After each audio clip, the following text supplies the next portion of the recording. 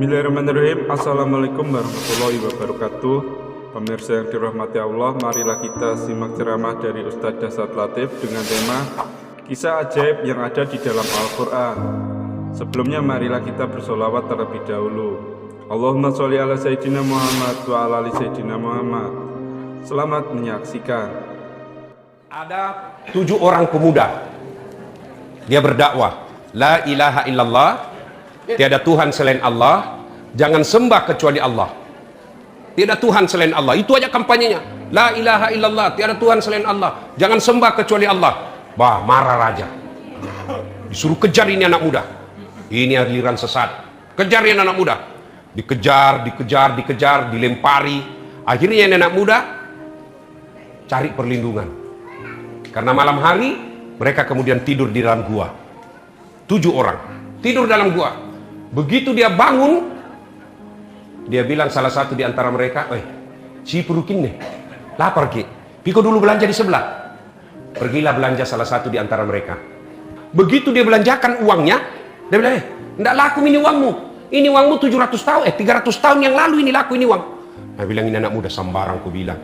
Betul, ini uang mati ini. Ini uang 309 tahun yang lalu dia laku ini uang. Enggak ada sekarang.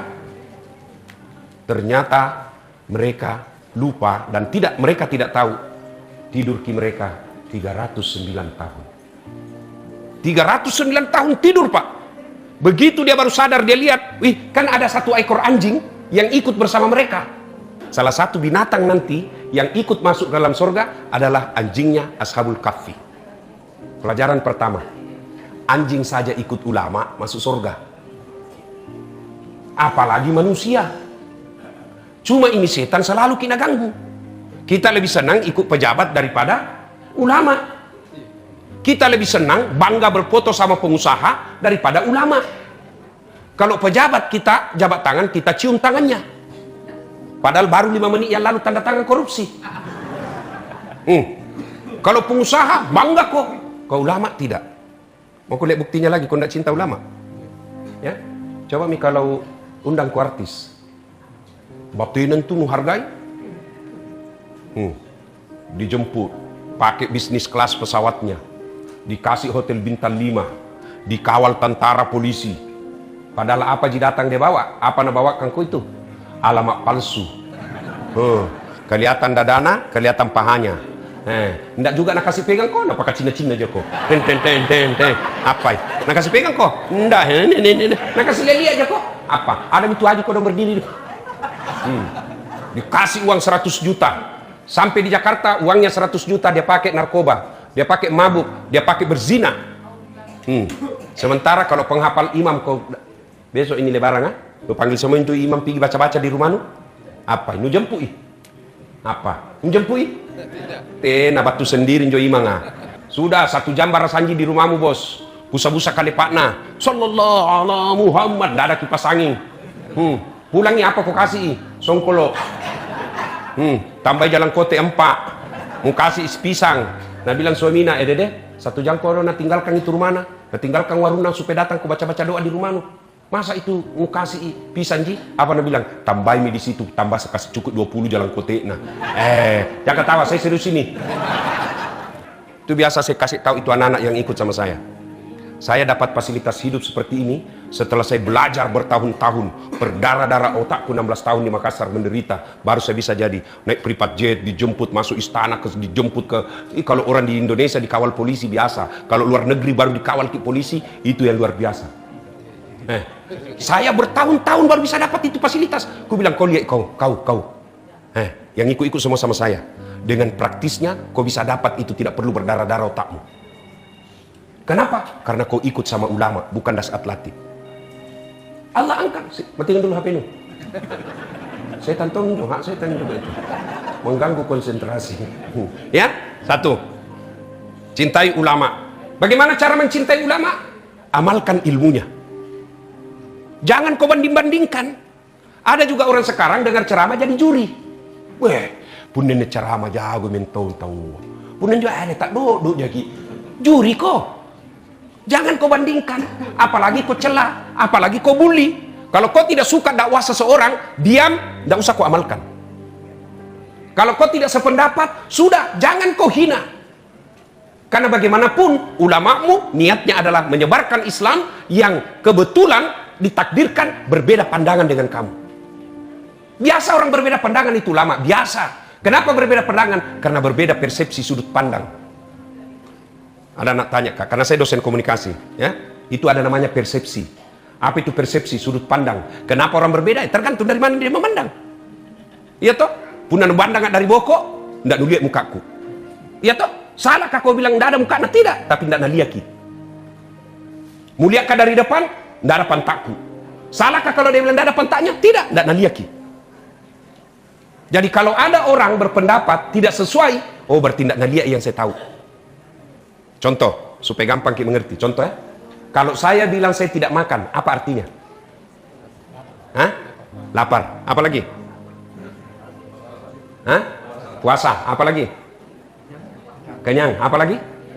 Alergi. Apa lagi? Carru. Coba. Dengar nih. Nah, baru satu kalimat, saya tidak makan. Ada yang bilang lapar, ada yang bilang kenyang, ada yang bilang alergi, ada yang bilang carru, ada yang bilang puasa, ada yang bilang tidak suka, ada yang bilang haram. Baru satu kalimat sudah berapa sudut pandang yang masuk. Begitu juga hadis yang diterima. Hadis yang diterima dalam bentuk kalimat, tidak ada fotonya, tidak ada videonya, tidak ada tutorialnya. Maka kita berbeda pendapat. Kenapa? Satu lihat dari sini, satu lihat dari sini, satu lihat dari atas, satu dari depan, berbeda. Maka yang baik, terima perbedaan. Lakukan yang kamu yakini, jangan kau salahkan pendapatnya orang. Itu yang paling hebat. Ini kita ini anak-anak baru belajar agama, di medsos itu pun kecur. Misalnya saya kasih kau contoh yang paling banyak ribut sekarang, potong kuku. Dilarang potong kuku. Potong kuku nah persoalkan tidak puasa. Nah itu lebih penting itu puasa daripada potong kuku. Potong kuku bukan haram. Itu pun persepsi ulama. Ada yang mengatakan potong kuku adalah binatang yang dipotong. Ada juga yang mengatakan orang yang mau berkurban. Bayangkan kalau kau mau berkurban, 2 bulan yang lalu kau lupa potong kuku. Nah sekarang mau kau lebaran, sunnah rapi, nggak dipotong nih. Maka ulama katakan Allah mencintai kerapian, rapinya potong nih. Mau kau potong silakan, tidak mau potong silakan, jangan mau kau ribut. Si ibu mempersoalkan potong kuku, dan tidak ada korbanmu. Si ibu persoalkan potong kuku, nah tidak ada kambingmu. Si ibu mengatakan saya tidak mampu, tapi rokoknya 2 bungkus 1 hari. Ini aslinya beleng-beleng. Iya.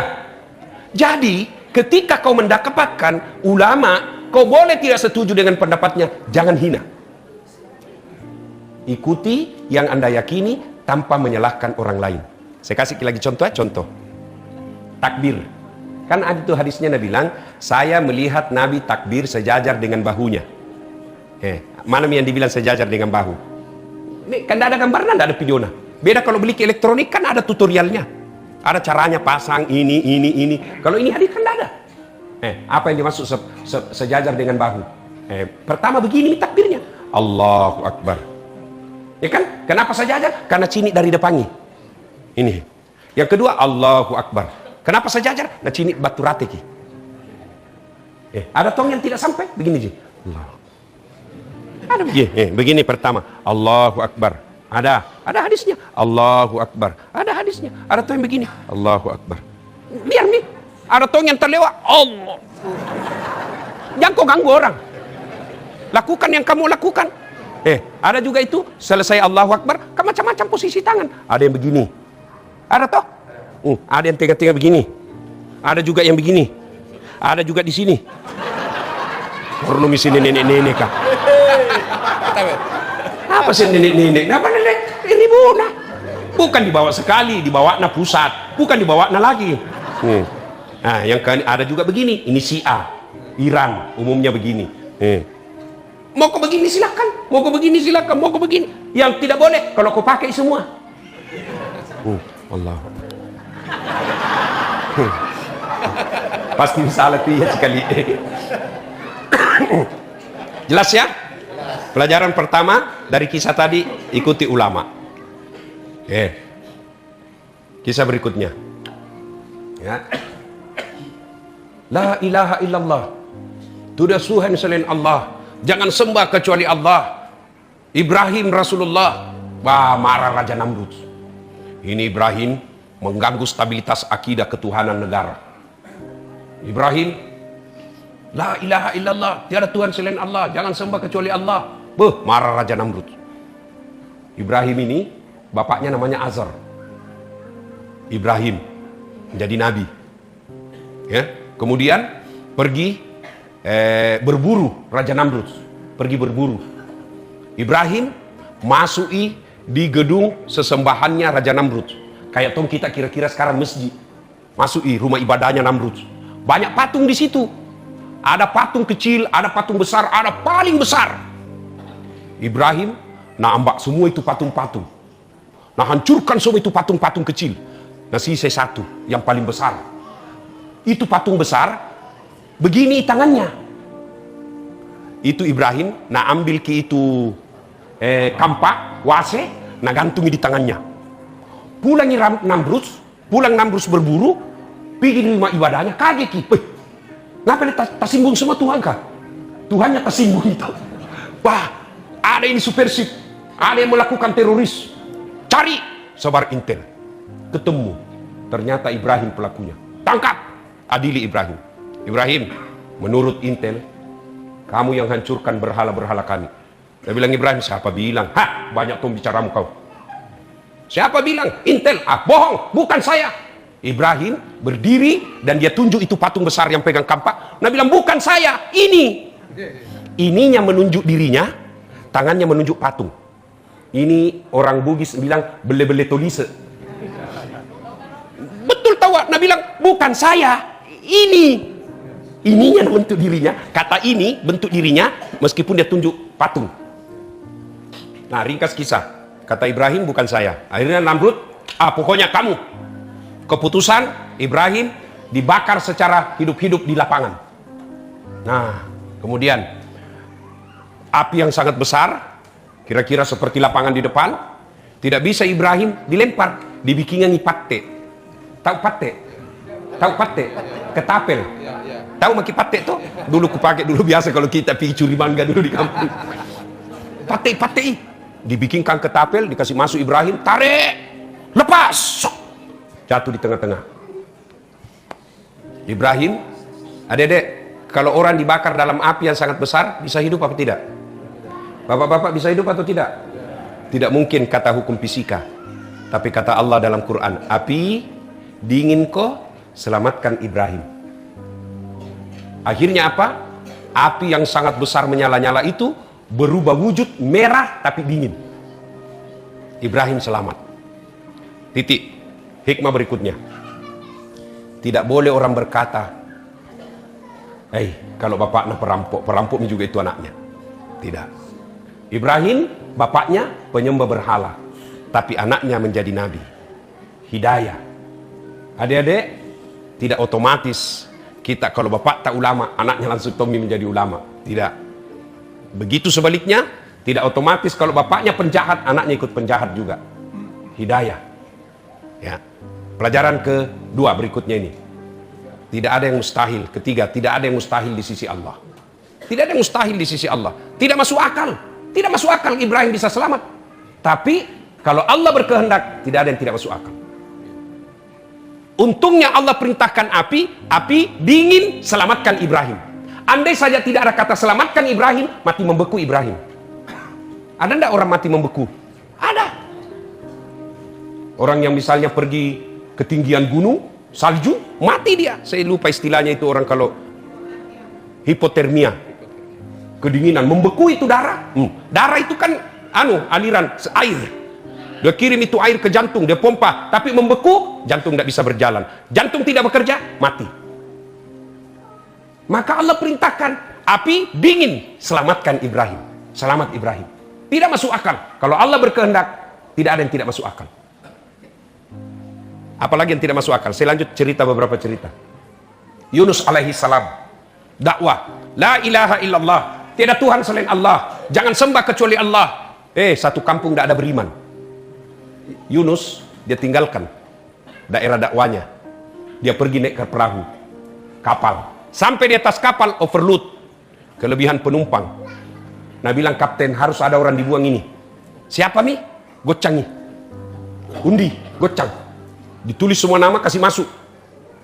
Ibu-ibu pasti tahu kalau yang beginian. Arisanto. Keluar nama. Sup. Ke Yunus. Ulangi. Pilkada ulang. Gocang lagi. Yunus lagi. Ulang lagi. Ada kecurangan. Gocang lagi. Yunus lagi. 3 kali dia bilang itu kapten. Memang kamu harus dibuang. Dibuang Yunus ke laut. Pas sampai di permukaan air, diterkam oleh ikan. Berbeda pendapat ulama. Ada bilang ikan paus, ada bilang ikan hiu. Pokoknya ikan. Ikan besar. Berbeda pendapat ulama. Ada yang bilang 30 hari dalam perut ikan, ada juga yang bilang 40 hari. Nggak jelas, nggak jam aku bahas berapa lama. Yang penting lama. Jam aku bahas ikan apa, yang penting ikan besar. Sudah nih, daripada bingung kok ikan apa, berapa lama, jam aku persoalkan persoalnya dalam perut ikan. Ada di sini bisa hidup dalam perut ikan? Ada. Kalau saya, ikan masuk perutku. Tidak masuk akal. Yunus bisa dalam ikan. Ketika itu Yunus mengucapkan, memuji Allah sambil bertobat. La ilaha illa anta subhanaka inni kuntu minadz zalimin. La ilaha, tiada Tuhan illa kecuali anta, engkau ya Allah, subhanaka, maha suci engkau ya Allah, ini sesungguhnya saya kuntu minadz zalimin, telah menzalimi diri saya sendiri. Ini baca kalau bapak punya masalah besar. Ini diajarkan Allah kepada Yunus. Kalau ada masalah, ada urusan, ada hajat besar, baca ini. La ilaha illa anta subhanaka inni kuntu minadz zalimin. Ulang-ulang. Akhirnya apa? Yunus muntah itu ikan. Keluar, bisa hidup. Tidak masuk di akal. Manusia bisa hidup dalam perut ikan. Tapi kalau Allah berkehendak, tidak masuk akal. Yunus. Ada lagi. Perempuan suci. Tidak pernah disentuh laki-laki. Siti Maryam. Hamil. Semua orang gosip sama dia. Bagaimana cara Maryam? Nah keluargamu, keturunanmu orang baik-baik. Kenapa kau bisa hamil, tidak ada suamimu? Allah tidak bilang, Maryam balas kau. Maryam jelaskan kau. Tidak. Allah cuma bilang, Maryam jangan kau bati-bati. Duduk kau saja di situ sanjar-sanjar makan kue. Ada saatnya perlu kita ngomong, ada saatnya perlu kita diam. Kalau orang dengki, benci sama kamu, jangan kau komentari. Biar apa kau bilang, tidak masuk di akalnya. Begitu juga istrimu kalau ngomel nih. Kalau Nabi bilang pokoknya, jangan kau bicara. Tidak masuk di akalnya itu. Diam kau saja. Biar kau jelaskan, tidak masuk di akalnya. Lebih kau diam. Daripada habis energi, tambah banyak nak bahas, diam. Apalagi kalau pensiun kau, lebih baik tanami perasaanmu. Baru kita itu laki-laki bedek kalau pensiun maki, nah di atas 60 tahun, 60-70 tahun, itu istri tak anggap maki suami. Nak anggap seperti anaknya. Nabi bilang, sudah mau makan bapakmu? Ikan, bukan suami kalau nak kasih begitu ki. Keluar, apa kau makan di luar tadi? Nah kira maki anaknya pak. Nah bayangkan dirinya semua ini mama-mama tuh. Ini semua ini. Jangan kasih begitu suami ibu, dosa besar ki itu. Setengah mati waktu nak aktif kasihan carikan ki uang. Pas pensiun kita tidak hormati. Sampai ada yang kasih yang itu dia bilang, capek mau kuliah urus kak. Selama saya pensiun ini tidak ada kuliah baikku. Capek sekali mau urus kak. Racun mak saja cepat. Supaya cepat kak mati. Tidak bisa mau kuliah urus kak. Racun mak sekalian deh. Jangan kasih begitu bapak-bapak. Kita juga pak, kalau istri tak mengomel, lebih diam. Tidak ada gunanya. Itu dijelaskan dalam Quran. Siti Maryam kan digosipin satu kampung. Kenapa kau bisa? Allah tidak bilang kau jelaskan. Allah yang punya urusan. Tidak. Allah bilang Maryam, biar kau jelaskan tidak masuk akalnya. Diam pokok saja. Itu tidak semua mesti kita komentari.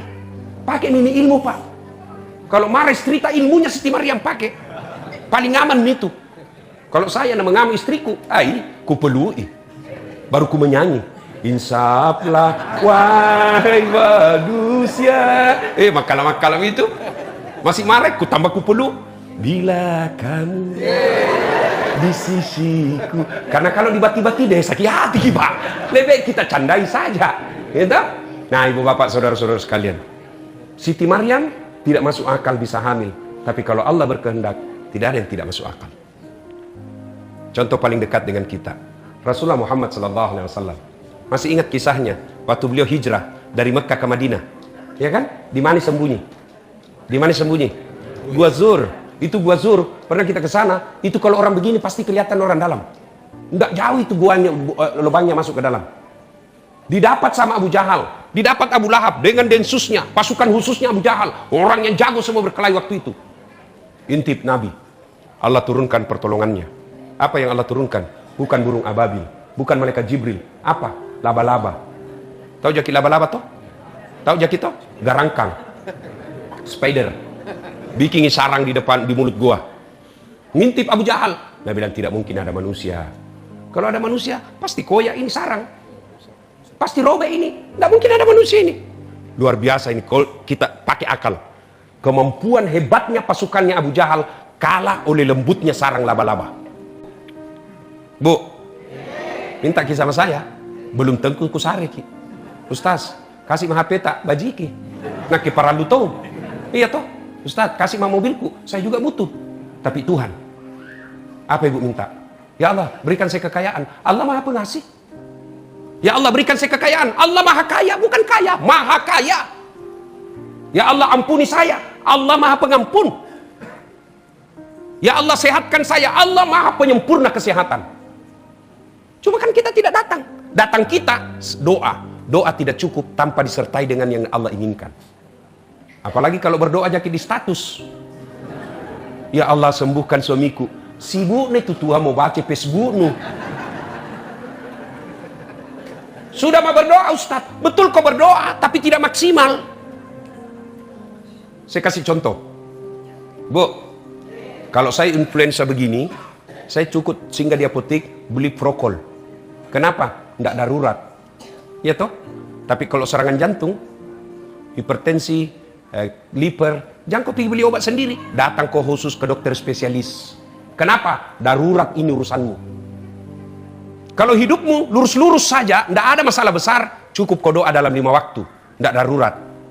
Tapi kalau ada keperluan hajatmu sangat besar, tidak cukup 5 waktu. Bangun kau sholat tahajud. Bangun kau sholat hajat.